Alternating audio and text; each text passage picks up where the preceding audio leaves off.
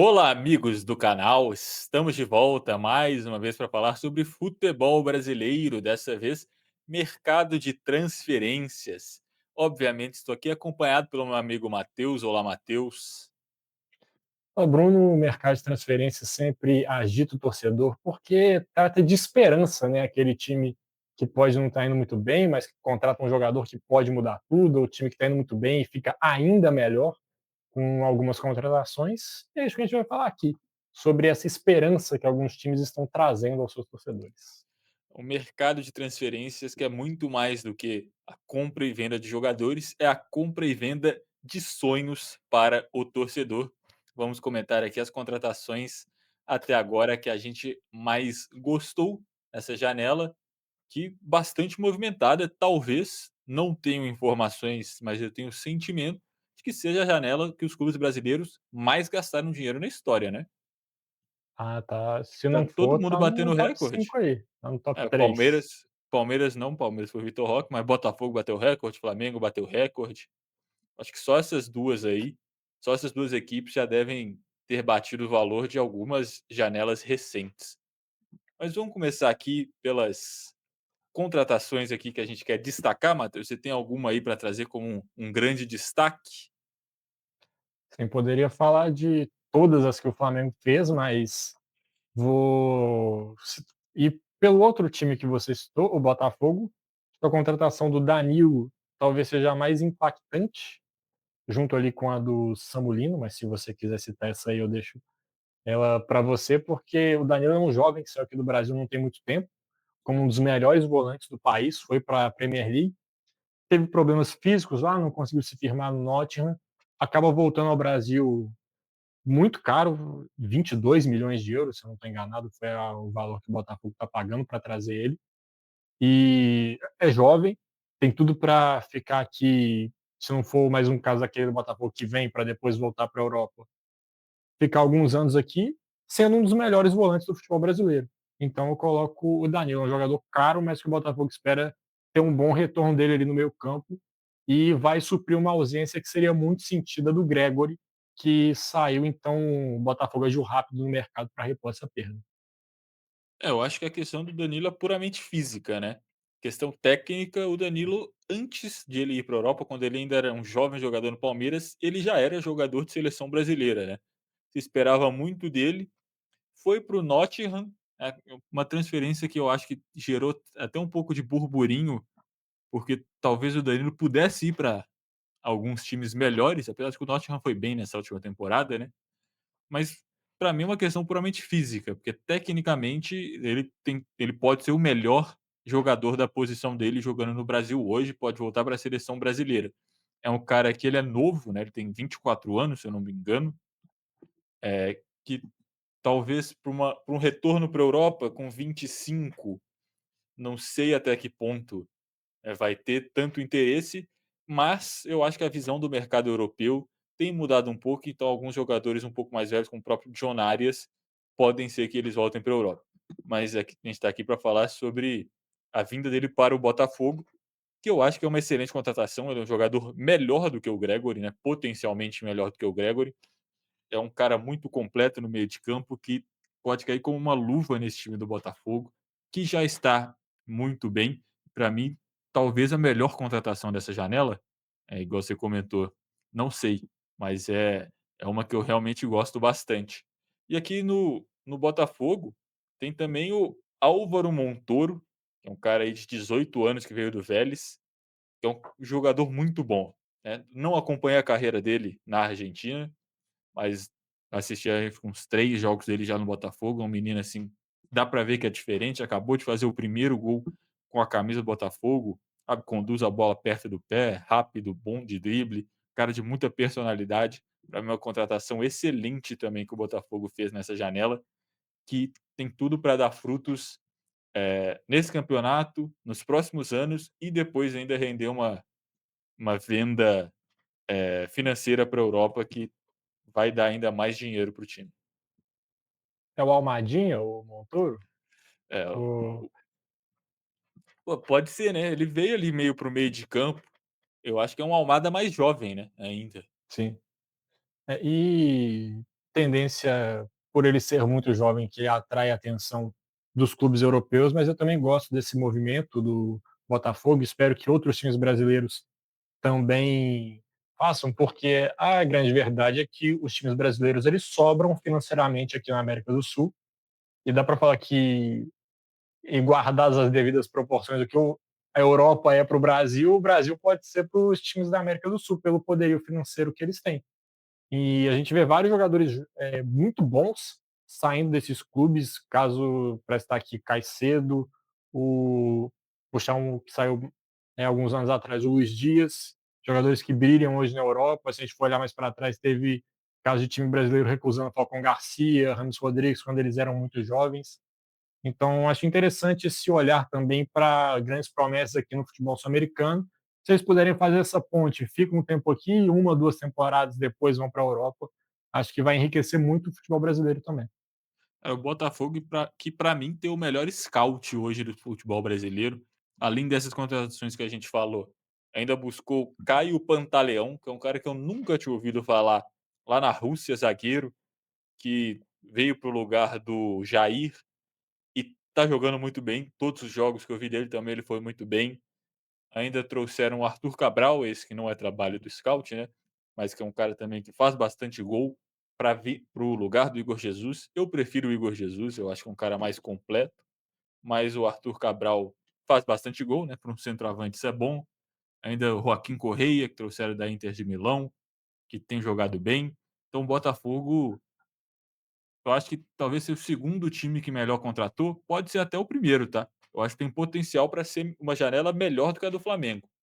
Hoje, eu acho que, talvez por nome, potencial, a do Flamengo está um pouco na frente, mas daqui a 6 meses a gente pode estar falando aqui que o Botafogo fez disparada as melhores contratações dessa janela. Exato.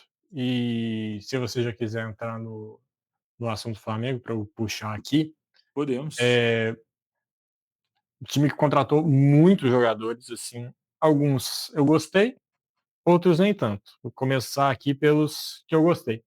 Saul é uma contratação que eu acho boa pela oportunidade, é um jogador que vem sem custo, né, em fim de contrato, então ele tem uma característica ali que pode ser parecida com a do Gerson, um cara que pode jogar pelo lado, mas também puxando um pouco para o meio, pode fazer ali um segundo volante também. Ele tem essa versatilidade no jogo dele. Também gostei muito da contratação do Samulino, foi caro, mas bom, jogadores. Hoje o mercado está muito inflacionado, né? Então, se você quiser ter um jogador titular do Atlético de Madrid, você vai ter que pagar muito caro. E ele pode ser ali tanto um ala quanto um ponta. Eu não vejo ele tanto quanto lateral, que muitas pessoas até pediram ele na seleção. Ah, convoca ele para ser lateral. Ele não é lateral, tipo, ele é um ala. Ele joga no esquema com três zagueiros que ele tem liberdade para avançar. Então, e acredito que o Flamengo tenha buscado ele para ser mais um ponta, porque de lateral esquerdo o Flamengo está cheio no elenco também. Então, acredito que essa foi uma boa contratação. As que eu É não pra gostei. Pode falar. Não, eu ia falar que para mim o Samulino é a contratação mais impressionante dessa janela. Também se você acha que talvez o Danilo é uma contratação melhor, mas você ir no Atlético de Madrid e pegar um cara que é titular lá, sabe, pegar e pagar o cara e trazer aqui para o Brasil, assim, acho que não estava no na cartinha do bingo de ninguém, uma contratação dessa. Sabe, um cara novo, titular, jogando muita bola. Samulino, que já estreou, estreou muito bem, né. Também é baita de um jogador aqui para o futebol brasileiro, é mais um que eu acho que a vinda dele para o Flamengo talvez dê mais holofotes para uma possível ida para a seleção brasileira. Exato. E estando aqui, tendo uma grande torcida ali, entrando nas graças dela, se jogar muito bem, as chances de ir para a seleção aumentam. As que eu não gostei tanto é do Emerson Royal, porque eu acho que ele é um lateral com muitos problemas, principalmente no lado defensivo da bola. Estava sem jogar muito tempo, ele foi até em clubes que não eram da elite da Europa e não conseguiu se firmar em nenhum deles. Teve muitas dificuldades, tanto no Tottenham quanto no Milan, que historicamente pode ser um time de elite, mas no momento atual passa por dificuldades. E não vejo ele chegando para ser titular, eu vejo ele ali para talvez ser uma boa composição ali com Varela, vejo o Uruguai tendo até vantagem nesse primeiro momento. O Emerson Royal vai ter que se esforçar muito para conseguir achar uma vaga nesse time. E a contratação do Carrascal, essa sim, eu falei do Samulino, o mercado está muito inflacionado, mas não entendo o Flamengo pagar 12 milhões de euros num cara que até pouco tempo atrás tinha movimentado 3 e pelos números que a gente vê dele, não fez grandes temporadas nesse clube novo. Então eu achei um valor muito elevado para um jogador que vem para compor elenco. Você fala, não, o Carrascal chega, bota a camisa e joga nesse time do Flamengo. Não sei. Tem muitas opções ali para jogar no meio campo.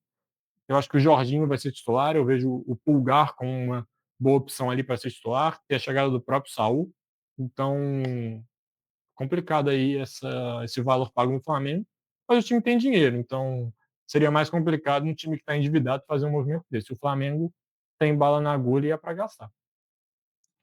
É, tem isso, né. A gente não vai fazer conta com o dinheiro dos outros. Olha, eu também confesso que eu acho que 12 milhões de euros num jogador que não vem para ser titular absoluto aqui no futebol brasileiro é muita grana, né.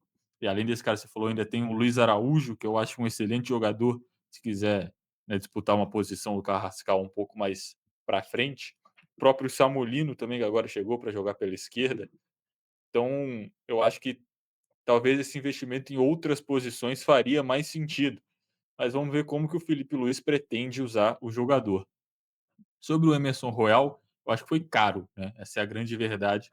É um cara que rodou bastante na Europa e não deixou saudades em nenhum dos clubes que ele passou, né. Começou na base do Atlético, começou muito bem, foi para o Barcelona, teve pouca oportunidade, quando, teve não foi bem. No Tottenham jogou bastante e a torcida tem uma música falando como ele não sabe defender e não sabe atacar. Agora no Milan também não deixa saudades. Estava indo para o Galatasaray, né, e a torcida do Galatasaray comemorou quando o Flamengo atravessou essa contratação. Então eu acho que foi caro. É um jogador que fisicamente ele é muito bom, é um cara forte, é um cara rápido, é um lateral que tem uma mentalidade ofensiva, que esperava-se muito potencial dele quando ele era jovem, mas que ele nunca conseguiu ser esse jogador de seleção brasileira, né. E você também pagar 8 milhões de euros, agora eu não me recordo o valor exato, mas pagou caro num jogador, assim, que nunca se firmou, sabe. E eu gosto do Varela, eu acho o Varela um bom jogador, então para mim, o Flamengo poderia economizar um pouco para contratar um lateral reserva, um cara que briga por posição com o Varela, no mesmo nível do Emerson Royal, se não tivesse essa ida para a Europa, buscado aqui no mercado interno, mercado sul-americano, conseguiria um cara mais ou menos do mesmo nível, por um valor muito mais acessível. Mas é aquele negócio, né, vai que aqui no futebol brasileiro ele consegue recuperar o que se esperava dele quando ele estava na base do Atlético Mineiro. Não sei, não é uma aposta que eu faria, mas eu não sou milionário como o Flamengo é, né. Então é a mesma coisa da questão financeira, também não é uma contratação que eu gosto. Só para deixar registrado aqui que, tecnicamente, o Jorginho também entra nessa janela, porque ele está aqui há mais de mês, teve toda a questão do mundial, mas essa também é uma baita contratação, mas aí também não tem por que falar muito, que é um cara que já está aqui, já jogou o mundial de clubes e tudo. Nós falamos quando ele chegou também, né, que era uma boa Isso. contratação, que pode encaixar muito bem nesse estilo do Felipe Luiz. E sobre essa questão dos valores que o Flamengo paga, também tem essa questão do time ser tudo ser muito megalomaníaco, de ter que ser o maior, fazer tudo isso, agir dessa maneira. É assim que a torcida pensa, isso acaba entrando dentro do clube também, então pode impactar nesses valores altos de ir atrás de jogador, não, tipo, tá indo lá na Europa, eu vou lá, vou pagar, vou contratar, então essa questão também pode entrar nessas contratações que o Flamengo fez, que a gente acaba julgando também que são valores muito altos.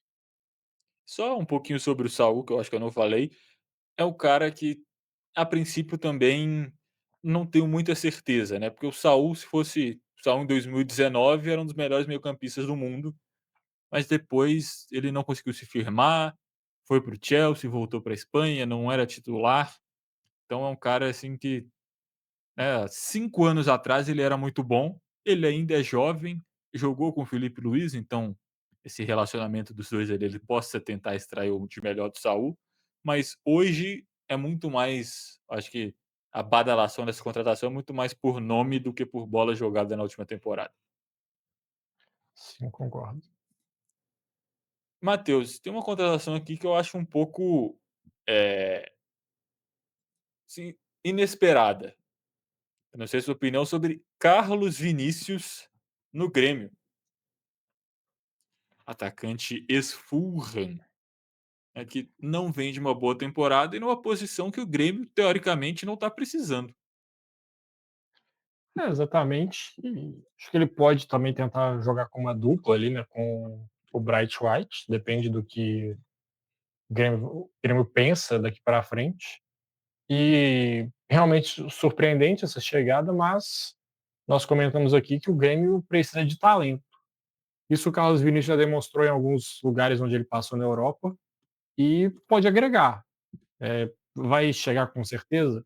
Assim, não sei. E confesso que depois da decepção que foi o Douglas Costa no futebol brasileiro, que eu achava que ele ia chegar aqui, que ele ia destruir e não arrumou nada, eu evito falar que o jogador vai chegar, que vai arrebentar. Prefiro esperar um pouquinho, ver como é que ele vai sair, como é que vai ser a adaptação, porque é uma questão também. É um cara que estava em baixa, né, já teve, momentos melhores, e é um cara que foi cotado em outros clubes brasileiros por valores até bastante altos. Estava pesquisando aqui, inclusive há pouco tempo atrás ele foi oferecido ao Corinthians e pediu um salário de 1.200.000, de acordo com o UOL. Então não é um salário barato, por um Grêmio muito frágil, como você falou, precisa de talento, mas se você vai investir num jogador que ganha mais de 1.000.000 por mês, eu acho que pelo menos escolhesse uma posição onde você tem mais falta, né. Eu acho que não é como se o Grêmio tivesse poucas posições, deficitárias, sabe. Não sou contra essa movimentação pelo Carlos Vinícius em si, mas eu acho que o Grêmio não é um time que pode se dar ao luxo, por exemplo, de ter 2 bons atacantes, enquanto a defesa é fraca, o meio de campo é pouco criativo.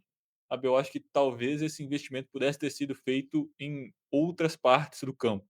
Não é que o Carlos Vinícius em si seja ruim, é só que tinha o Grêmio precisar podia ter coisas melhores para outras posições por esse mesmo valor. Exato. E o Grêmio está prometendo vir forte no mercado, mas aí já numa outra janela também. Também chama a atenção de estar pagando caro em um jogador agora, né? Sendo que as perspectivas do Grêmio são para a próxima temporada. Mas se adaptar, é um bom atacante, tem tudo para fazer seus golzinhos aqui no futebol brasileiro. Exatamente. E outro time que eu acho que se reforçou bem, considerando o atual momento na janela, Matheus, é o Santos. É que, por exemplo, estes mesmos nomes, no começo do ano, quando o Alexandre Matos ainda estava no Cruzeiro, grande parte deles foram, especulados no Cruzeiro e a torcida não gostou. Mas no contexto do Santos, que é um elenco também frágil, eu acho que nomes como Igor Vinícius, Mike, William Arão dão uma encorpada nesse elenco. Eu acho que melhora, as posições ali no meio de campo, na lateral direita, e para o Santos faz sentido essas contratações, eu acho que o Santos fica mais forte, apesar de que não é ainda um time muito bom, mas é um time que melhora com essas chegadas. Sim, o que me chama a atenção também é a falta de criatividade do senhor Alexandre Matos na hora de contratar. Parece que ele continua em 2018, 2019, indo atrás de nomes que ainda podem render, ainda podem entregar um bom futebol. Acho que pode ser o caso do Mike, pode ser o próprio caso do William Arão, mas que eu imagino que a melhor fase da carreira desses jogadores já ficou lá atrás. Eles agora podem ser úteis, mas não vão ser tão importantes quanto já foram em algum momento da carreira. Chama essa atenção, mas concordo com você, são jogadores que chegam, jogadores que podem agregar, e um Santos que, assim como o Grêmio, também em algumas posições carece de bons nomes. Falta talento também nesse time do Santos, né, eu acho que diferente do Grêmio, que colocou todas as fichas num cara de uma posição que já estava bem servida, pelo menos o Santos conseguiu dar uma diversificada e melhorar em alguns setores. Eu acho que essa mesma situação da falta de talento é do Vasco, né, que trouxe o Thiago Mendes, que é outro jogador que para mim é nessa mesma, pegada do Carlos Vinícius, que algumas janelas atrás era muito bem cotado em vários times por altos valores, não vive um bom momento, o Vasco conseguiu ir lá e buscar, e é mais um que eu acho que chega para jogar também. Sim, o Vasco precisa de reforço nessa área de campo, né. Ao contrário do que a gente falou do Grêmio, de que talvez se fosse melhor reforçar um outro setor, o Vasco precisa de reforços ali no meio-campo e principalmente na defesa. Então o Thiago Mendes é um cara que pode ajudar.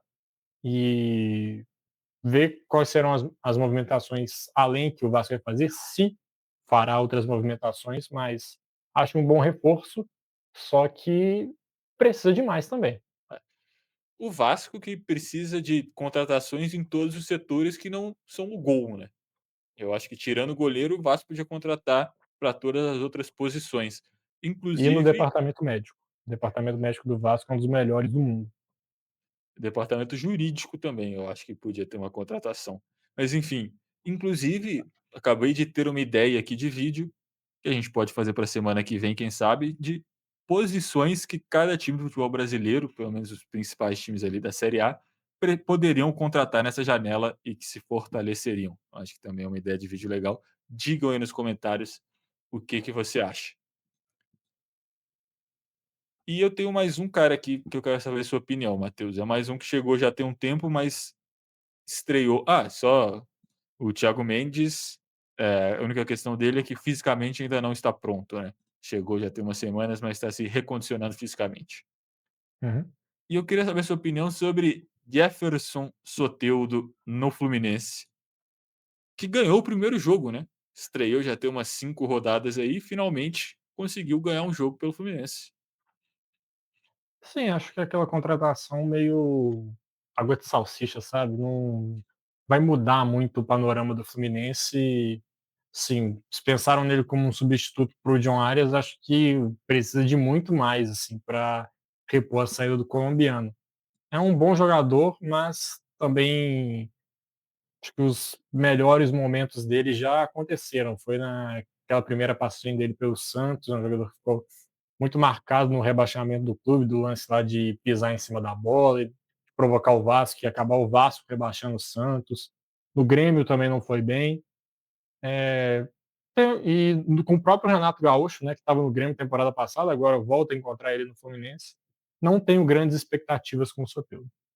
E um jogador caro, né? O Soteldo não é barato. Principalmente pelo que ele fez no Santos, igual você falou na primeira passagem, mas é um pedido do Renato Gaúcho, né. Trabalhou com o jogador, igual você falou, talvez não tenha extraído o melhor possível do Soteldo, é um cara que todo mundo sabe que é extremamente talentoso, mas tem problemas físicos, tem problemas disciplinares, não acho que mesmo no auge ele seja um jogador do nível do Arias. Fluminense, uma outra ideia de vídeo que a gente pode fazer sobre os times que venceram e perderam na janela de transferência, times que mais melhoraram e pioraram. Para mim, o Fluminense é um dos times que mais perdeu ao longo dessa janela de transferência. Mas quem sabe, se o Soteldo voltar a ser aquele jogador, ele tem muito a ajudar ao Fluminense, mas também não é uma contratação que me brilha os olhos, não, principalmente também pelo valor que foi investido. É isso aí.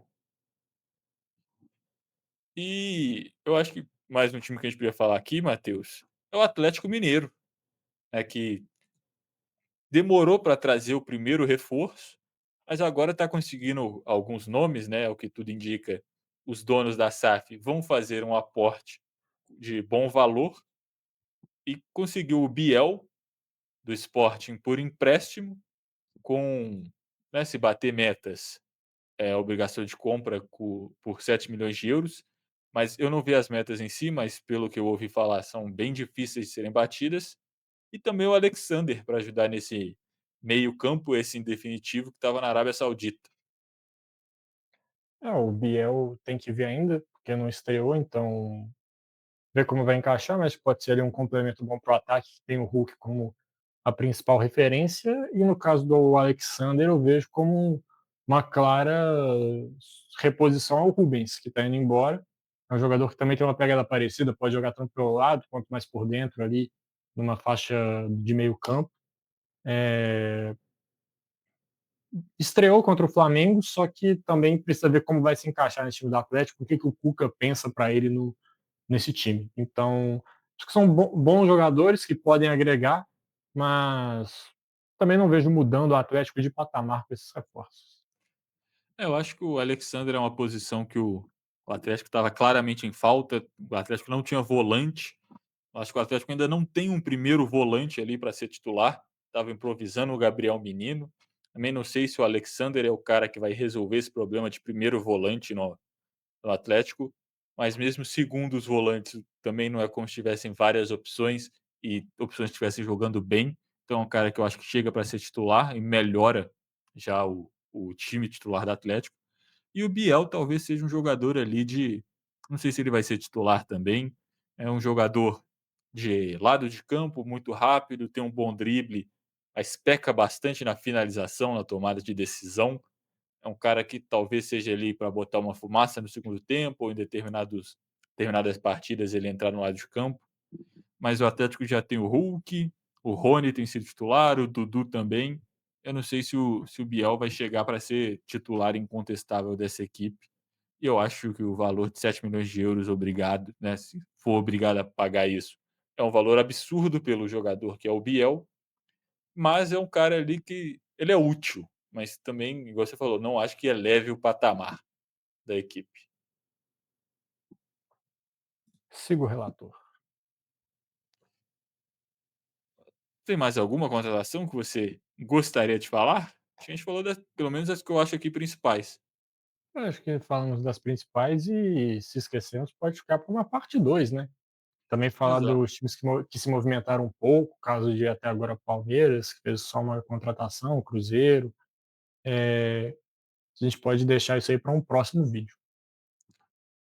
É, exatamente. Uma que também me surpreendeu talvez, um Gabriel Veron emprestado no Juventude, ele que ainda é do Porto, mas tem rodado aí futebol brasileiro, eu acho que cada vez mais, né, os empréstimos têm sido piores para o Veron, em questão do nível do clube que ele está indo, né, que Cruzeiro, aí o Santos que não está tão bem, agora o Juventude que está lá afundado na zona, mas, né, é um jogador que a gente sabe que tem qualidade, mas tem que ver o que que ele vai querer.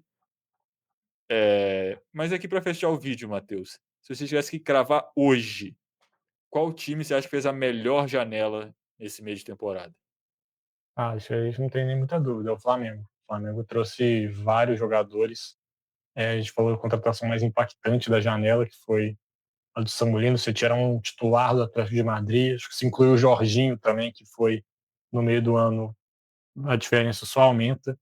Reforçou muito bem o seu time, perdeu algumas peças, é verdade, perdeu o Wesley, perdeu o Gerson, mas trouxe jogadores muito bons e que, se encaixarem nesse time com os jogadores que já estão lá, o Flamengo tende a ficar ainda melhor.